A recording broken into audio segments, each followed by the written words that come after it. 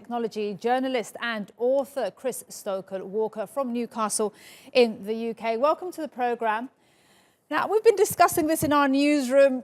We're not quite sure what to think. Tell us, how does this technology work?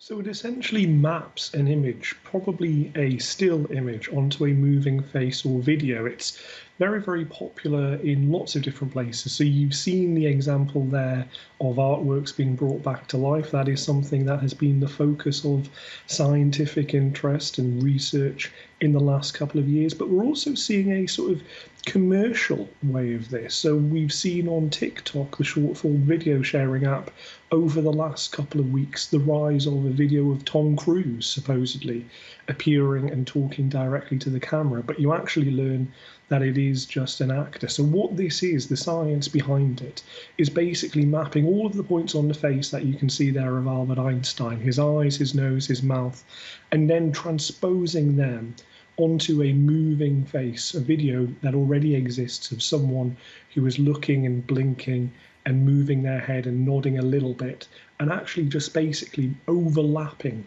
that still image with the moving one.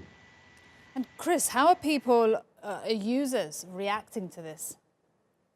So they find it really interesting for incidents like that, and the Tom Cruise one that we've seen on TikTok is also capturing the imagination. But there are some real worries about this, because as we know, this is an internet-based technology, and anybody who has ever been on the internet knows that sometimes things get used for nefarious means. So we know that the origins of deepfakes back in 2017, this is such a brand new technology, they were originally designed by someone who wanted to implant basically the faces of their favorite Hollywood actresses onto pornographic movies. And there's been recently a bot on Telegram, which is an encrypted chat app, which has basically served the purpose of giving moving images and video if you supply the still image of someone's face. And more than 100,000 women have already been victimized because of that. So there are some real concerns around this, as well as the astounding artwork that we're seeing on screen now.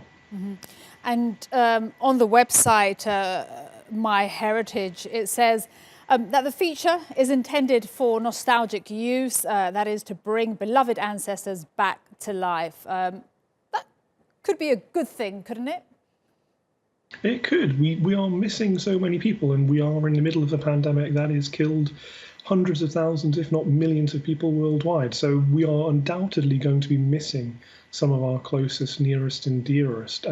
We're also seeing an interesting development in the world of culture with this. So during the pandemic in France, there was a soap actress who was asked to basically self-isolate because she was in contact with someone who was believed to have had the coronavirus. That obviously would disrupt the production of the soap opera. So what they decided to do was they used the same technology that is being used here, a slightly different version, where they mapped her face from home onto an actual actress that was on scene on the set in France. And we also have a movie coming out next year, which will be starring James Dean. Now, viewers may know that James Dean died an awful long time ago, but deepfake technology is bringing him back to life. So this could have huge impacts for culture and for everything to do with our lives, because it is potentially possible to digitally resuscitate people that we know and love, whether they are close to us or whether they are kind of the cultural icons that we know about and that we're obsessed with, even long after they've died. Fascinating. Very new technology, deep nostalgia. I still don't know what to think. It is extremely new. But thank you so much for your time and sharing your expertise with us. Chris Stokel-Walker, live there from Newcastle.